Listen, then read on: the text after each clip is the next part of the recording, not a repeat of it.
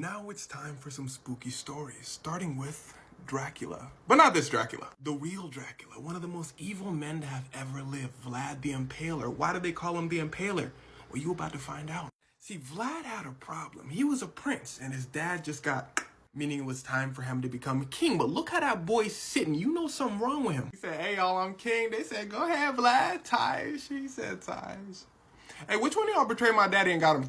Everybody said, oh, because they knew Vlad was right. Somebody betrayed his dad. And when he figured out who they were, he invited them and their families to have some dinner. But instead of shish kebab on a stick, he took the people and he got his name the Impaler. But he did not the women and children. He just asked them to clean his house up. And then he them after they finished. His people were like, yo, Vlad! He said, did I mention I hate broke people? They said, what that guy, what? He said, oh, you must not have been listening when the TikToker said evil. I don't like poor people, so I'm finna them. So raise your hand if you don't have a home. Everybody said. He said, okay, raise your hand if you're poor and would like some dinner. So yeah, me. And well, he eliminated poverty. Now at this point, everyone around the world is starting to hear about him. The Sultan of the massive Ottoman Empire, Vlad was from here, Wallachia, not Transylvania, said, man, Vlad weird, but it got nothing to do with me. Matter of fact, tell Vlad to send me some soldiers. I'm trying to go to war. They said, sir, Vlad. Vlad said, huh? They said, the Sultan needs some soldiers. Vlad said, no problem. Take off your hat though. He said, no, this is not a hat. It's called a turban, not too much. Vlad says, fine. So he takes nails and permanently lets them keep their turbans on. Now, you're not supposed to messengers, especially the messengers of one of the most powerful countries in the world. One of Vlad's people said, are you stupid? Vlad said, impale him. Get some horses, we ride. And decides to 20,000 Muslim people. At this point, the whole world's like, what is wrong with this guy? Now, there's something I forgot to tell you. At one point, Vlad and his brother, Radu the Handsome, that was his actual name, were the Sultan's hostages. But the Sultan treated them so well that his brother loved the Sultan. His brother was even a high-ranking member of the Ottoman Empire. His brother said, Vlad, what's going on? Vlad said, stop that. You know I be tripping. His brother said, Sultan, there's nothing we could do. Take him out. So the Sultan sent some soldiers after Vlad, but Vlad could box a little bit. So the soldiers turned to this. And at this point, everyone in the Ottoman Empire was fleeing their homes if they were close to Vlad. So the Sultan says, bet. Stops his giant war, takes his whole army, leads it, and brings it to Vlad's doorstep. They said, Vlad, the Sultan's here. Vlad said, man, I got 30,000 people. Now what?